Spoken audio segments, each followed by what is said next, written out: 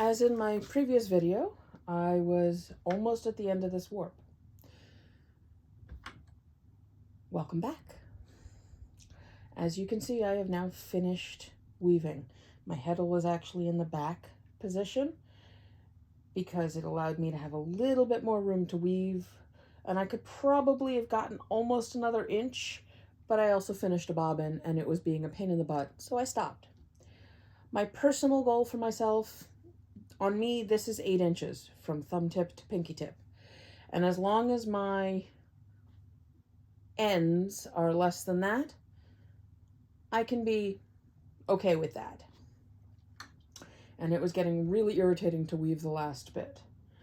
There's a couple of things about that. One, I really don't like these wear marks that are happening on, I don't remember if this is my second or third project on this loom, but I really don't like that that's happening already. Those are usually like only a little bit shy of the death knell for some of this kind of plastic to mark up like that. And I'm not looking forward to that being true. So I'm probably going to replace this with Texsolve at the next opportunity or when these break.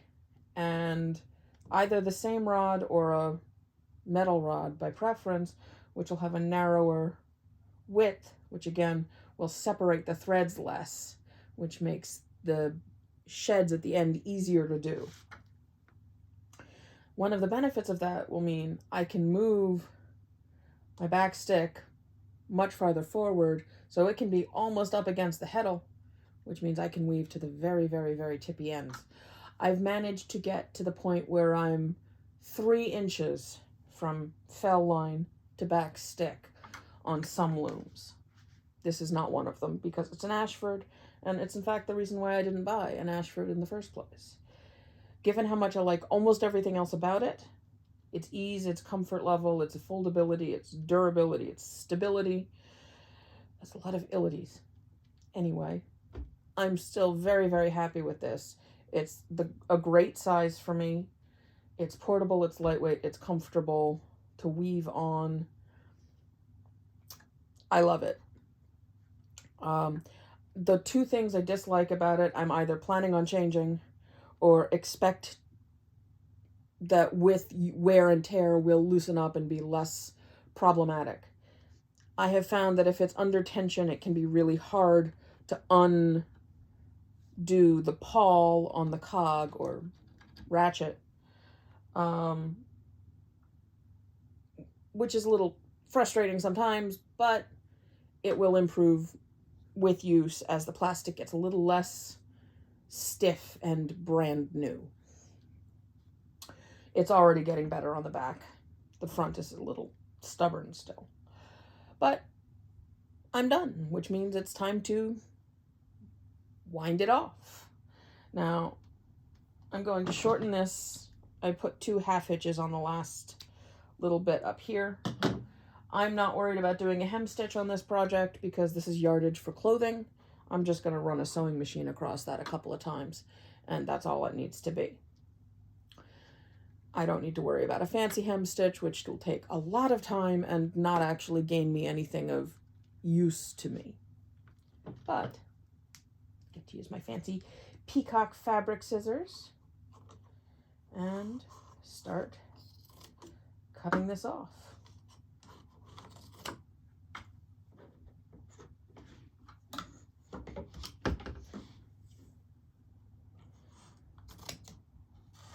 Making it a little easier to see the joy that is letting these spring apart.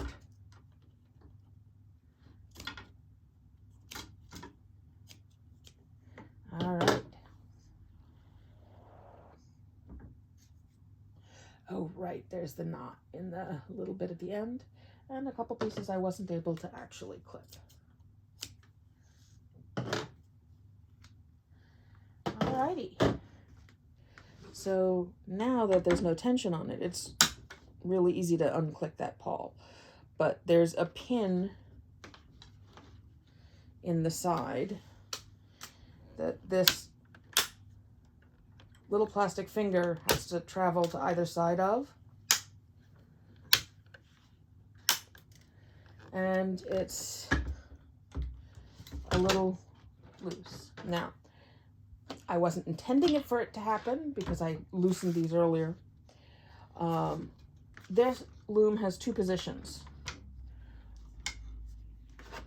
One like this for weaving and like this for warping.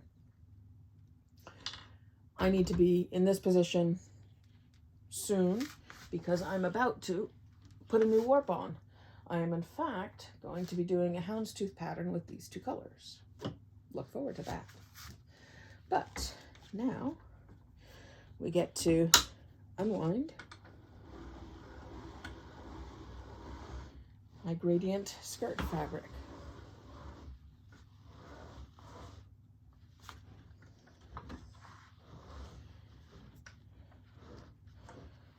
Hold on.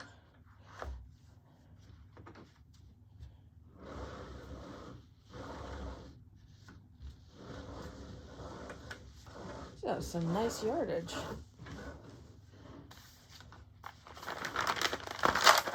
Alrighty. So I never actually uncut my header fabric. That's why the ball is still here and it's wrapping around down there. But since I lashed this one on, I can untie that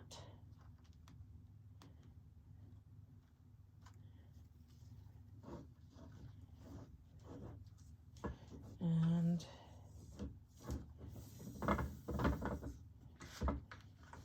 start taking it off.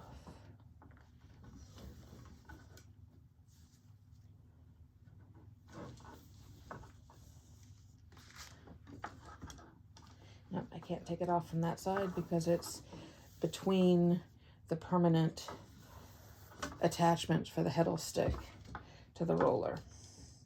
Another reason I am fond of the idea of a metal rod through Tacksolve, because you can take the Tacksolve temporarily off and put it back on again with ease.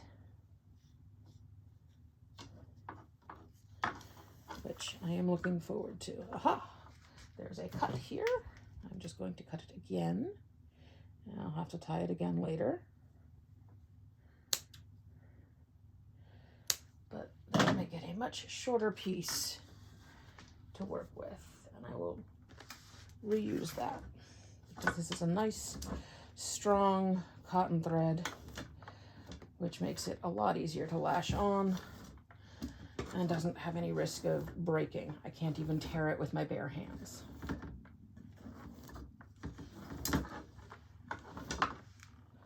All right, and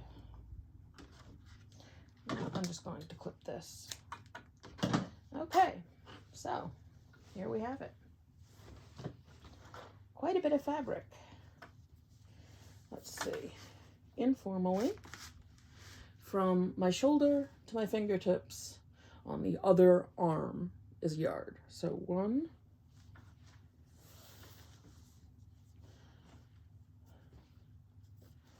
2,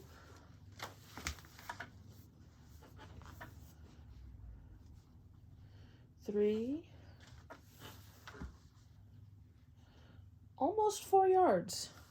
That's quite good news. I know it was 4 and a bit yardage of warp that I put onto the loom.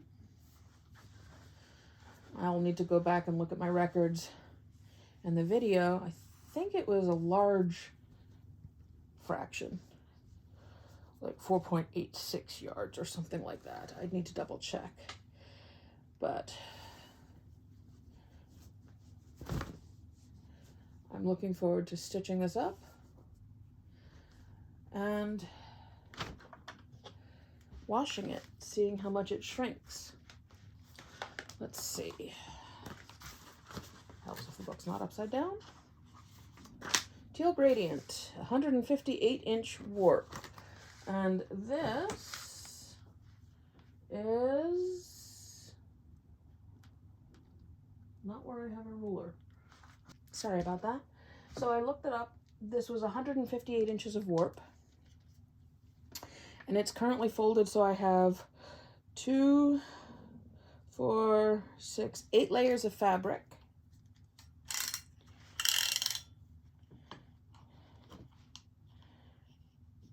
And it's 18¼ inches. So 8 times 18, well, that's 8 times 20, 160 minus 8 times 2, 16, 144. And then dealing with the 1/4 inch, I'll let that be estimate. So I have at least 144 inches of fabric at the moment on a 158-inch warp that had about 7 inches of loom waste. So 144 out of 151, that's not bad for take up. It's probably going to shrink in the wash. That didn't count for the front end tying on lengths either. So yeah, that was a very low take up warp. And I think it became a very beautiful fabric, even if it wasn't the texture I intended when I started it. I don't love, at this stage, pre-washed, how nubbly it is. There's a stiffness to the weft that is absent in the warp, which means you feel the sort of round bumpiness of the weft thread as it goes over and under. It's probably going to be a beautiful fabric for a summer skirt because it won't cling to the skin and it won't feel as hot as some cottons can. But not exactly what I was intending. It's got a little bit of fussiness at the edges, tension and such. But again, this is still to be washed. An enormous amount of irregularity gets evened out in the wash, or exaggerated, but usually evened out. So I'm going to take this to a sewing machine, stitch the ends, and I'll have fabric. And hopefully before the end of time, you will see me turn this into probably a skirt. I don't think I've got enough to do the kind of dress I would want to make out of it, but we shall see. It also ended up being 18½ inches wide pre-washing. The reason I wasn't measuring from here is because this layer started here. Some is going to be wider and narrower than others. My selvages were less than excellent. I'm working on it. But this was a very nice start. And now I get to work my loom up with these 2 colors in a houndstooth pattern. So it'll be pulling a full loop through every other slot and then going back and doing the missed slots and then winding it on and then moving 1 thread over. So it'll be blue, blue, purple, purple, blue, blue, purple, purple, all the way across. And when I weave, I will also use that pattern, and it'll end up being this really pretty houndstooth pattern that you can see in a previous loom reveal video with a silvery blue, weird but interesting yarn with a black yarn. Same pattern, different colors, and somewhat finer yarns. I do believe I'm also going to weave these at a 10 dent spacing on the 10 dent reed, and I will double check that before I set up my loom, however. Have a wonderful day. Thank you for joining me on this weaving adventure. May your weaving adventures prove fruitful and educational. Please like and subscribe and watch my other videos. Have a wonderful day. Happy weaving.